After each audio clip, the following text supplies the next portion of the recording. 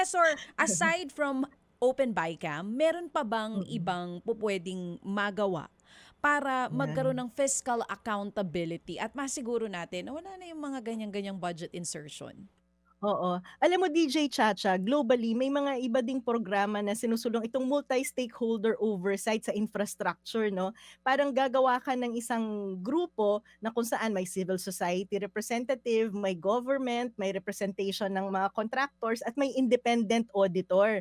At itong grupo na 'to ang tumitingin talaga kung gaano ba kaepektibo, ano ba 'tong mga infrastructure na napa-prioritize, para kang may Yes. oversight body na sana si Oo. Secretary Bonoan pamunuan 'yan kasi nandito naman tayong mga civil society para hindi lang Mm. naman awayin ng gobyerno kundi tulungan ng gobyerno na masiguradong maayos 'tong mga projects na nai-implement. Ginagawa namin 'yan sa mining sector, pero baka puwede nating i-replicate at gawin din sa infrastructure sector kasi napakalaki ng korapsiyon na nangyayari diyan. So, at least kung may Mm. oversight, third party auditor to look at what's really, being implemented sa infra, parang mas Okey. mapapalakas po yung accountability. Maganda Opo. yung suggestion niya na yun. Last na lang sa'kin, Ma'am Shelo, nagkaroon ba kayo ng observations or pag-aaral din dun sa mga past budgets natin kung gaano nakalala itong budget insertions po natin?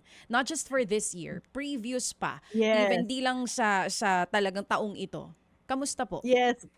Malala po DJ Chacha, mga 2022, 2023, 2024 nangyayari na ito at dito nga specifically nakita natin yung sa PhilHealth na ito yung nakatakda sa batas na dapat ibinibigay sa PhilHealth. Nakita mo over the years, paunti na ng paunti ng paunti hanggang naging zero nung 2025. Tapos ang nakita pa natin diyan, yung budget para dun sa MAIP, yung nanghihingi ng guarantee letter, ito naman yung palaki ng palaki ng palaki ng palaki. At in fact, palusot na nga sila ng batas na kung saan ini-earmark yung 24% ng sin tax para sa MAIP.